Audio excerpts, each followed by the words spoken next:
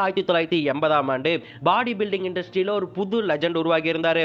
Arnold Schwarzenegger retired ஆன பிறகு 1977, 1978, 1979ன்னு தொடர்ச்சியா 3 முறை மிஸ்டர் ஒலிம்பியா பட்டத்தை வாங்கியிருந்தாரு பிராங்க் ஜேன் எனும் லெஜண்ட். இந்த பிராங்க் ஜேன் பாத்தீங்கன்னா 1980 மிஸ்டர் ஒலிம்பியால கலந்துக்கிறதுக்கு முன்னாடி அவருக்கு ஒரு மிகப்பெரிய கெரியர் எண்டிங் இன்ஜுரி ஆகிறது.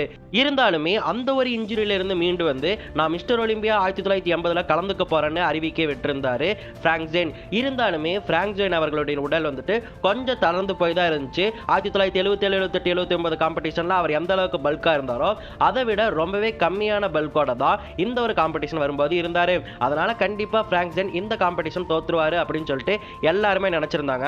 அதனாலேயே இந்த ஒரு காலமானது இளைஞர்களுக்கு வழிவிடக்கூடிய ஒரு காலமா இருந்துச்சு. குறிப்பா சொல்லணும்னா மைக் மென்சர், போயர்கோ, கிறிஸ் டிக்கர்சன் இந்த 3 பேர் தான் இந்த 1980 காம்படிஷன்ல ஜெயிக்கக்கூடிய ஒரு ஃபேவரட் கேண்டிடேட்ஸ் சொல்லிட்டு ரசிகர்கள் மத்தியில ஒரு வாக்குவாதம் எழுந்திருந்துச்சு. சோ இந்த 3 பேர் தான் ஜெயிக்க போறாங்க, பாடி பில்டிங் இண்டஸ்ட்ரியில ஒரு புது இளைஞர் உருவாக போறாரு அப்படின்னு சொல்லிட்டு எல்லாருமே ஆர்வமா அந்த காம்படிஷனுக்காக காத்திருந்தாங்க. அந்த சமயத்துல 1980 மிஸ்டர் ஒலிம்பியா நடக்கிறதுக்கு ஒரு நாள் முன்னாடி மிஸ்டர் ஒலிம்பியா காம்படிஷன்ல நான் கலந்துக்க போறேன் அப்படின்னு சொல்லிட்டு அர்னால்ட் ஷ்வார்ஸ்நெகர் ஒரு அதிர்ச்சிகரமான அறிவிக்கையை வெளியிடுறாரு. இது மிஸ்டர் ஒலிம்பியாவில் கலந்துக்கவிருந்த அத்லெட்ஸ் இடையே ஒரு மிகப்பெரிய பதட்டத்தை கொடுக்குது. அந்த பதட்டத்துக்கு ஒரு மிக முக்கியமான காரணமும் இருக்கு. ஏன்னா ஹாலிவுட் இண்டஸ்ட்ரியில போயிட்டு அவர் மிகப்பெரிய பெயர் எடுத்ததால அவருக்கு ஒரு இன்ஃப்ளூயன்ஸ் வந்திருக்கும் அப்படின்னு சொல்லிட்டு அங்கிருந்த அத்லெட்ஸ் நம்பினாங்க. அது மட்டும் இல்லாம அந்த காம்படிஷனுக்கு ஜட்ஜா இருந்தாங்கல்ல, அந்த ஜட்ஜில் 90% அர்னால்ட் ஷ்வார்ஸ்நெகருடைய நண்பர்கள் அப்படின்னு அவங்க சொல்லியிருந்தாங்க.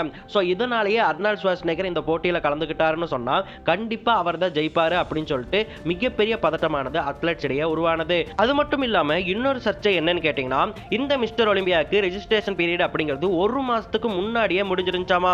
ஆனா அர்னால்ட் ஷ்வார்ஸ்நெகர் அந்த காம்படிஷன் நடக்கவிருந்த ஒரு நாள் முன்னாடி தான் பதிவு செஞ்சு அறிவிச்சிருந்தாரு.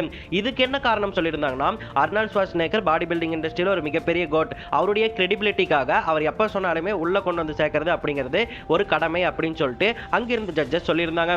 இதுவும் மிகப்பெரிய சர்ச்சையை உருவாக்கி இருந்துச்சு.